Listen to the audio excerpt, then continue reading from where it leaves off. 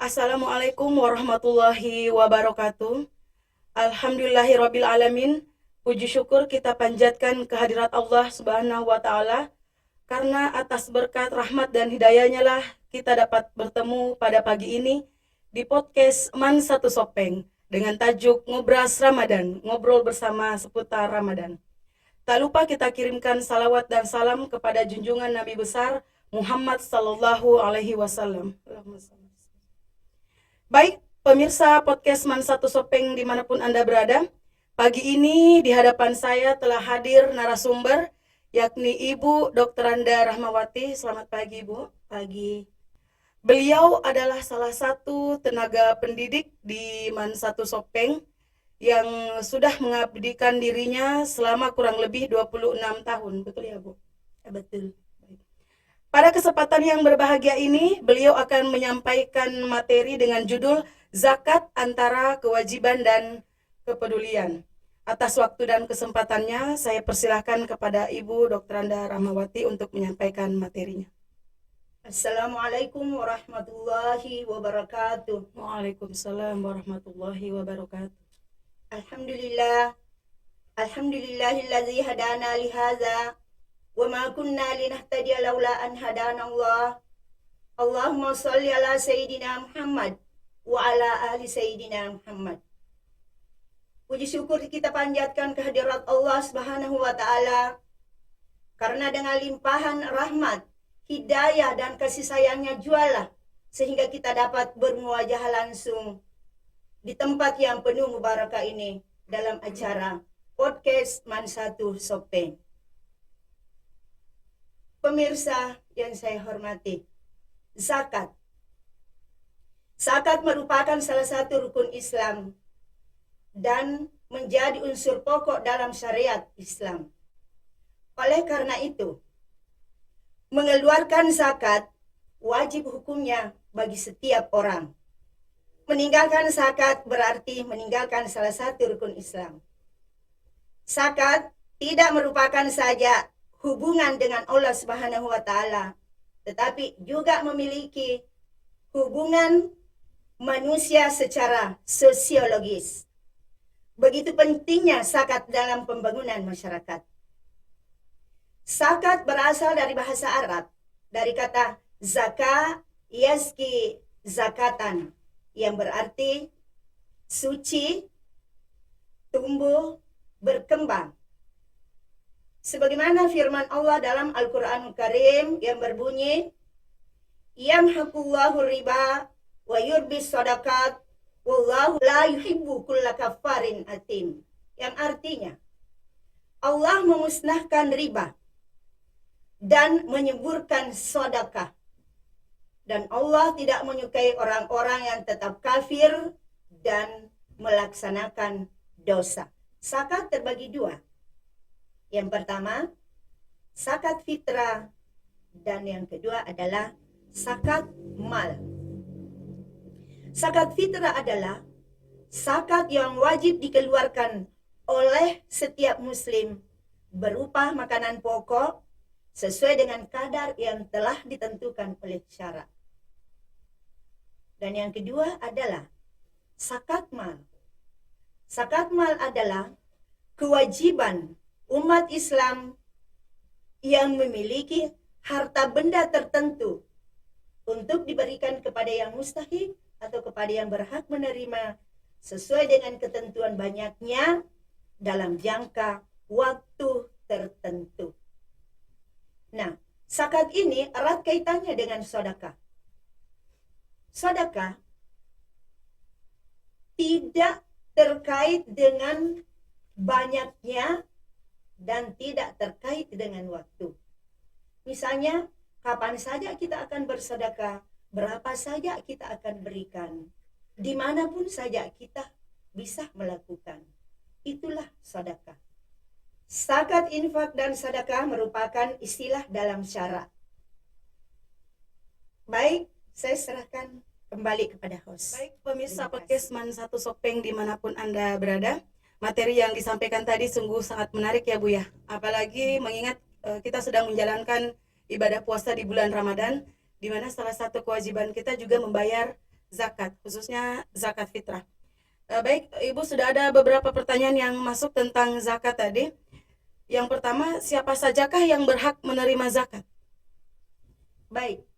Adapun yang berhak menerima zakat disebutkan dalam Al-Quran surah At-Taubah ayat 60 yang berbunyi, Innamas shadaqatu lil fuqara'i wal masakin wal 'amilina 'alaiha wal mu'allafati qulubuhum wa fir riqabi wal gharimin wa fi sabilillah wa ibnis sabil. Yang pertama adalah fakir. Fakir itu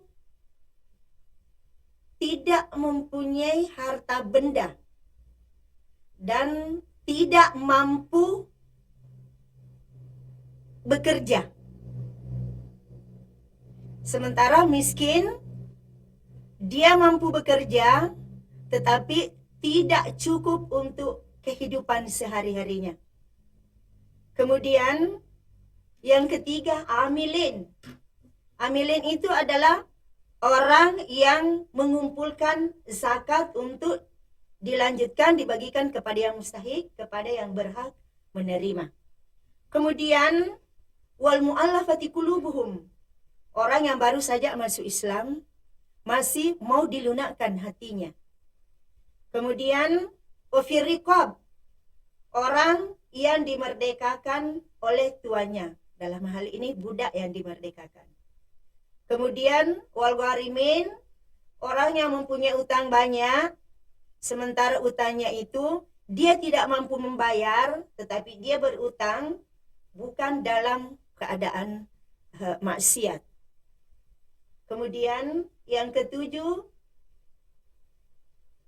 fisabilillah, orang yang berjihad mempertahankan agama Allah.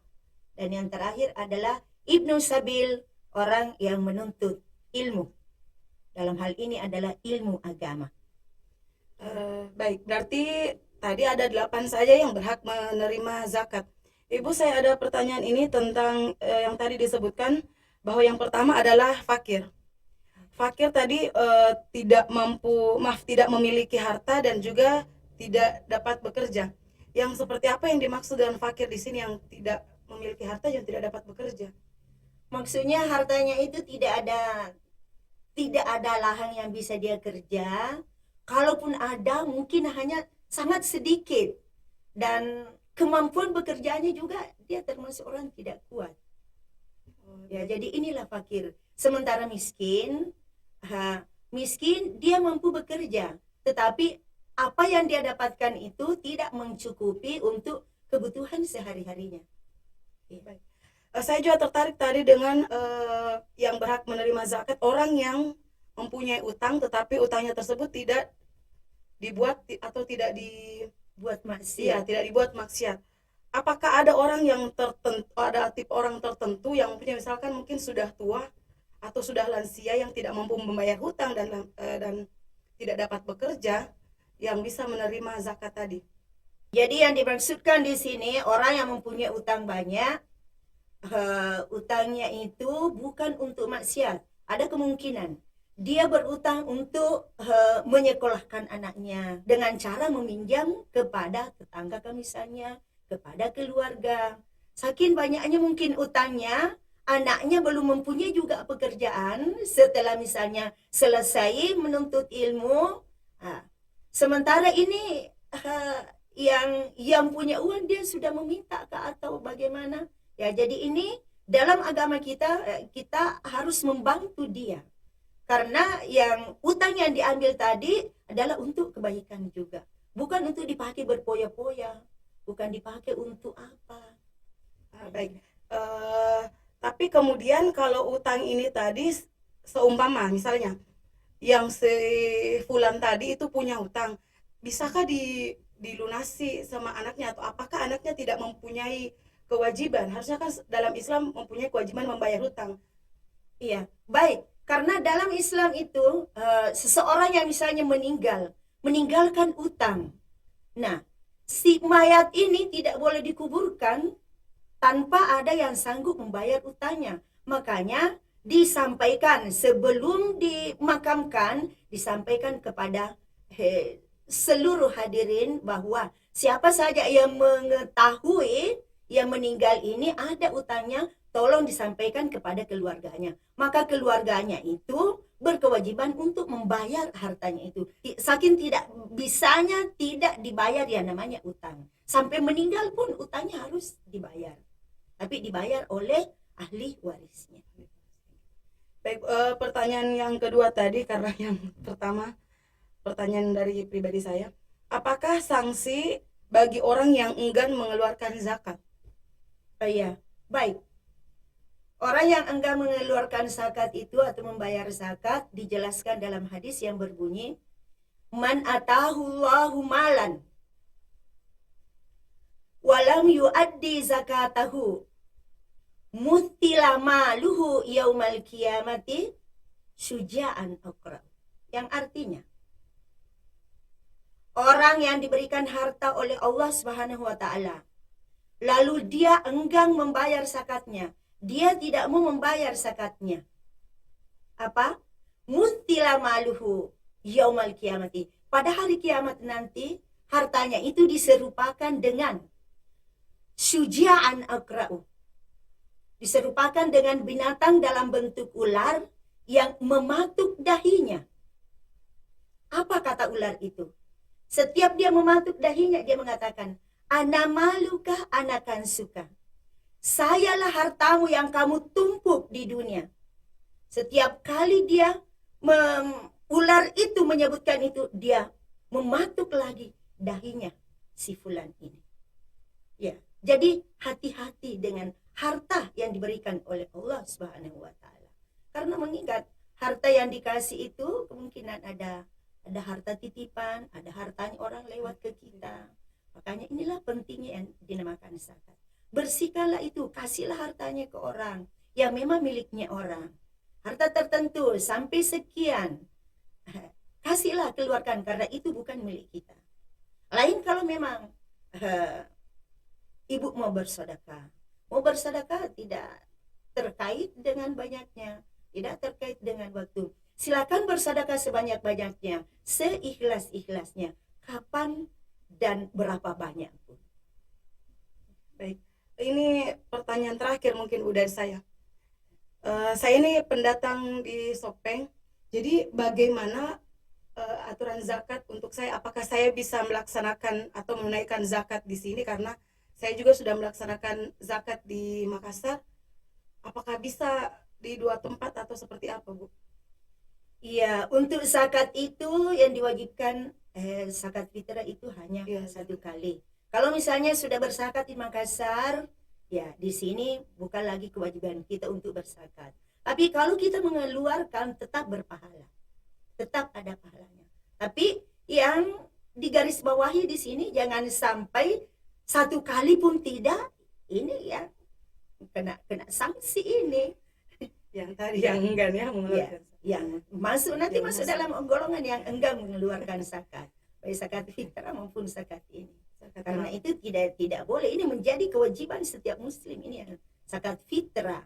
Laki-laki, perempuan, anak-anak ataupun dewasa selama dia hidup itu wajib hukumnya untuk mengeluarkan zakat. Baik, terima kasih Bu atas pencerahannya hari ini. Alhamdulillah saya dapat ilmu banyak tentang zakat. Terima kasih atas kesempatannya untuk dapat hadir di podcast Man Satu Sopeng. Insya Allah mudah-mudahan kita dipertemukan dalam kesempatan dan keadaan yang lebih baik lagi.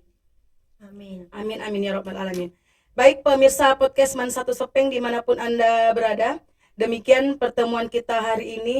Semoga bermanfaat bagi kita semua. Jangan lupa untuk terus mendukung channel YouTube Man Satu Sopeng, Manesa Channel. Lebih kurangnya mohon dimaafkan. Wabillahi taufik wal hidayah. Wassalamualaikum warahmatullahi wabarakatuh.